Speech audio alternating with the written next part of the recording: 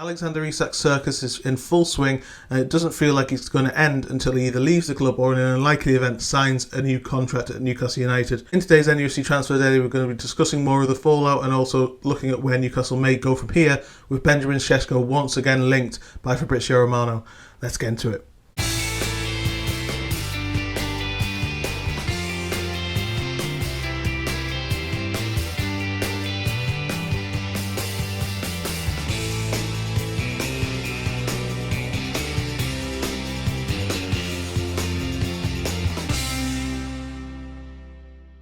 Hello and welcome back to my YouTube channel. Before we get going, as usual, please do hit the like button on this video, hit the subscribe button as well, and join the community. Alexander Isak is still very much the focus. A lot of stuff has happened since we recorded yesterday. The instant reaction to him putting in effectively a soft transfer request, telling Newcastle that he wants to explore his options, and Liverpool are preparing a bid off the back of that as well. He's not gone to Asia, obviously. Yesterday I recorded a full video off the back of him not going to Asia, and I actually published it. It was up for probably about 5-10 minutes, and then it sort of blew everything out of the water, so I had to re-record it and actually recorded it off the back of Craig Hope's article, David Ornstein coming in as well and saying that he wanted to leave, rephrasing potentially the same story, but also there's a bit of a difference between exploring the options and wanting to leave. I think maybe that really reflects the whole situation in David Ornstein's piece about where this has gone, and actually what's actually developed since and how Newcastle have got here has got me asking a lot of questions about generally the direction of the club and really what happens next, because there's lots of things that don't add up. You know, we have been saying for weeks, or I have been saying for weeks, that I didn't think Alexander Isak would kick up a fuss, and by the sounds of it, this has actually been coming for quite a while. And, you know, I don't condone not going on the tour. I don't condone not playing in the Celtic game if, as David Ornstein said, that was his choice. I think Newcastle have done well to protect him in that, because you know they're still hoping that he can be reintegrated, and I will come on to that. I still think he can, and actually at this stage still think he will be reintegrated, and I'll explain why. Obviously that could change very, very quickly given the whole circumstances. Is a fluid situation, as you know, you well know. Over the last sort of 2 weeks I've been re-recording videos, it seems like, and being pod bombed every 5 minutes by this Isak and, you know, previously Ekatike saga. So yeah, the whole thing though, it really does make me feel a little bit uneasy about the direction of the club going forward. I thought he wouldn't kick up with us. I thought Liverpool's interest would be something he'd want to look at and want to do if it was there, but he would get on with his job and perform well for Newcastle next season for another year, and then maybe there'd be an agreement or a new contract with a release clause or something that would make going next season more likely. I thought that was the way that this thing would play out, and I thought that's what the club thought as well. And it feels like, you know, Newcastle were steadfast in their, and are steadfast in their belief that he's not for sale, off the back of the belief that Isak will not kick up a fuss. But these reports that have come out in the last couple of days over this new contract that was promised by Amanda Staveley and then reneged on by Paul Mitchell, I've got some thoughts on that as well, I'll touch on in a minute. And then also this various sort of general malaise that he's been dealing with, and his frustration has been growing for some time.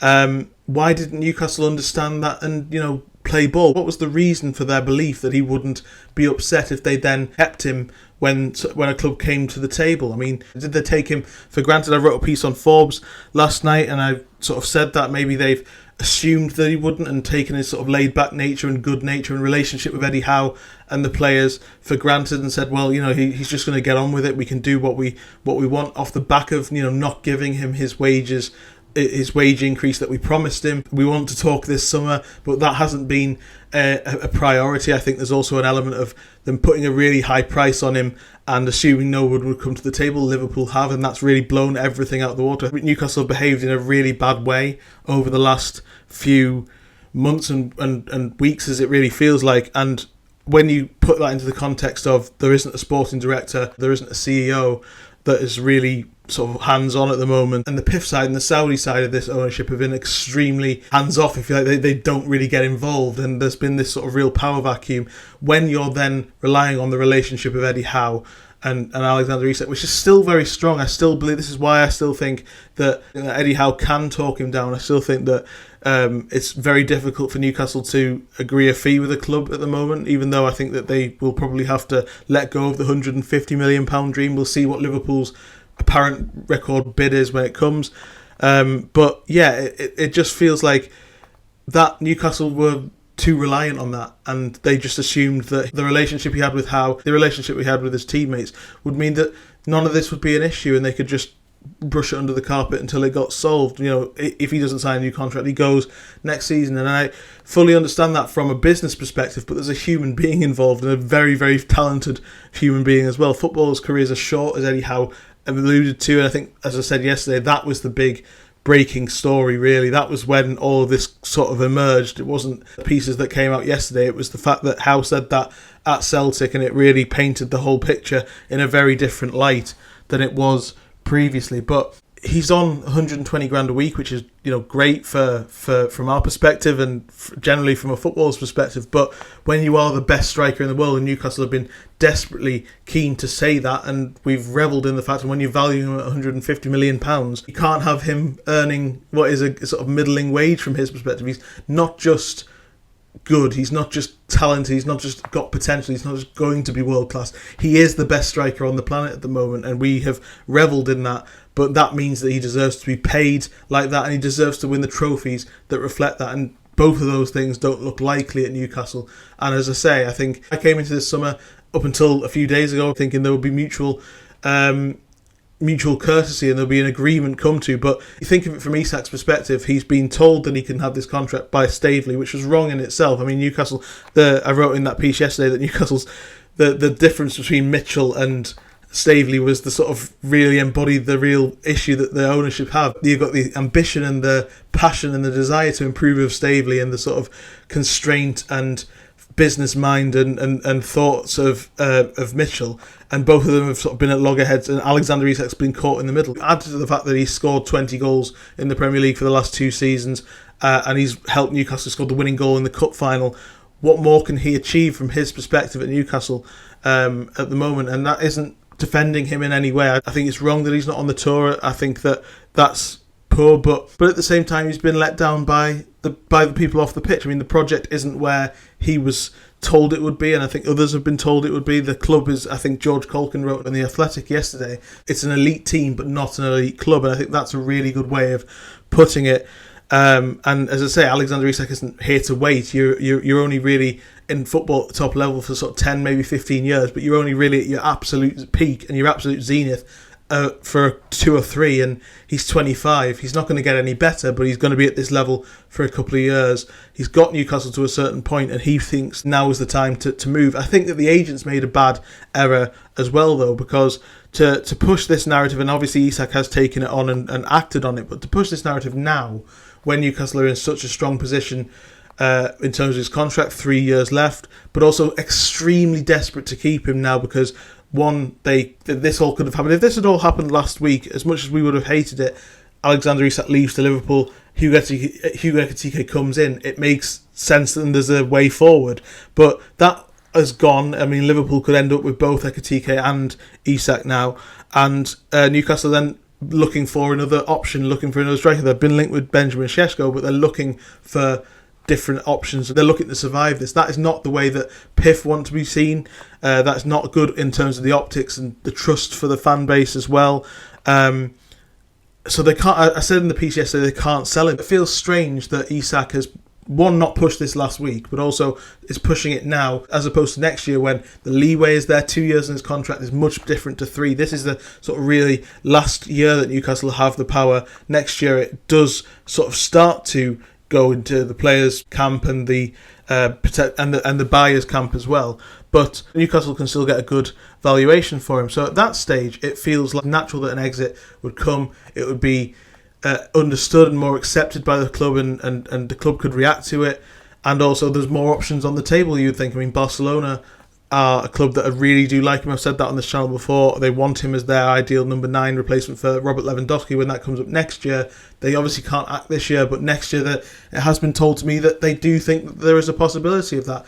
And all of the financial issues that are well documented are still not perturbing them. So if that's the way they think, and again, the context of Barcelona is that we were all told that they would be out of business in 2021, and now suddenly they are, La Liga champions, and they got to a Champions League semi-final, and they look like they're very much back on the pitch. So to rule Barcelona out of that scenario, just out of hand, is foolish in my mind. So next year, that could be the situation. Liverpool would still undoubtedly be interested next year as well, but Newcastle will be in a much better position to move, and he would have better options on the table.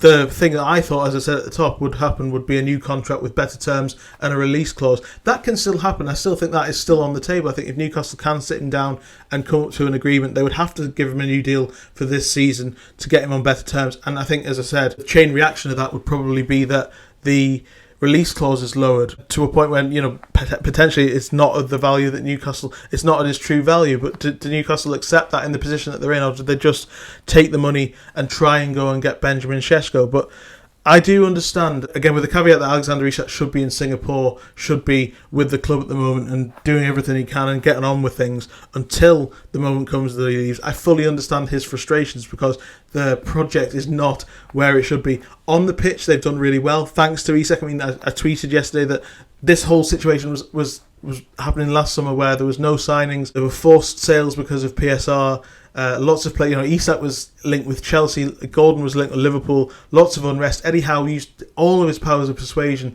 to pull everybody round. It took him some time, but those players rewarded him and got Newcastle into a great position. It was down to Isak's goals in that December run, and obviously up until the cup final, and Tonali playing in the 6 role, really. That's a very simplistic view, but those two things were so crucial to Newcastle succeeding last season. Even though it was the best season of our lives, it wasn't this sort of brilliant scenario where everything was rosy. It was in spite of a lot of things. And if you throw the same situation now and then add in that Newcastle sell one of those players on top of it, it could be a very, very dangerous season.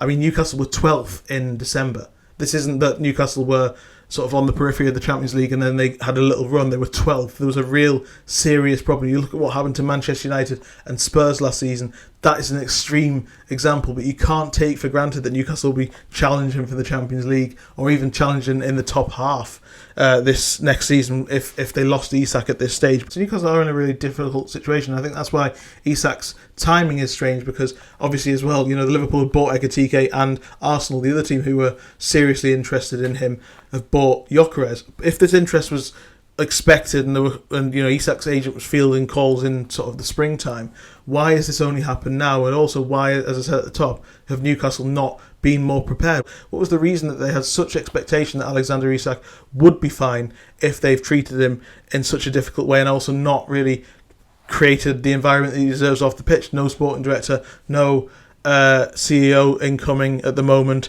no update on the training ground, no update on the stadium. All of these things were painted to those players, Tonali, Bruno, Isak, Gordon as well, to try and get them to come to the club, and they're not really pushing on. It's Eddie Howe has really kept this all going. So I think that can still happen. I still think that there can be an agreement. I think he still loves the city and the club and the players and Eddie Howe, and I still think that they can come to a new contract agreement and maybe next year. I know lots of people don't. I think lots of people are saying that they should just sell him now, but my opinion is that would be an absolute disaster. So Newcastle are progressing with Yoane Wissa as the second striker, and Fabrizio Romano is talking about Sesko, which has gone sort of a bit more viral than that. Other reporters are now saying it as well. But something that Fabrizio Romano said in his video yesterday that really caught my eye was that Sesko has got an agreement with Leipzig that if a special club comes up and gives a project, they can have him for around £60 million plus about £5 million in add-ons, which is a great deal from Newcastle's perspective. If you can click your fingers and sell Isak and bring in Sesko, Wissa and maybe a goalkeeper and a centre-back, I think we'd all be happy with that. But is Newcastle a special enough project for Sesko? If you look at what's happened off the pitch, where's the sale on that? Where's the situation that really gives that its credence? And I think that I have doubts whether Sesko would push for it. There's a risk to go and sell your best player at this stage and the optics of all that we've discussed. I think it would be an absolute disaster. Newcastle are in a really difficult position, but ultimately a lot of it is down to their own doing because of the way they've treated Isak. And as I say, I've got very very strong questions about why it is that they felt that if all this scenario that's emerged yesterday is true, and how difficult, Keith Downey on his video really painted a picture of how fraught it's been over the sort of last 18 months. If that's the case, why were Newcastle so confident? Why didn't they engage more with Liverpool just to at least secure Ekitike? That question would be now answered. Newcastle would then be back on the drawing board, okay, weaker without Isak, but they still have a progression and a contingency looking for another alternative. Instead, they just assumed that he wouldn't kick up a fuss. They've taken him for granted in that sense a little bit. Obviously, he's not acted in the right way, but I still think it can be salvaged from here. I still believe in Eddie Howe's ability to get him back in. The official line is still the injury. Bruno and Byrne talking about it this morning. It'll be interesting to see what happens after the bid that will inevitably come from Liverpool. Can Liverpool bid now? That's going to be interesting as well. Obviously, do they need to sell a couple of players, which also adds into is like the whole situation. Why kick up the fuss when nothing is imminent, when nothing is really tangible, when it was potentially tangible last week as well? There's a big question too. Anyway, let me know what you think in the comment section below. I'll be back on Monday with another one. Hopefully not over the weekend. If anything else breaks, I will probably pop on for another video though. Let me know what you think. See you on Monday. Cheers.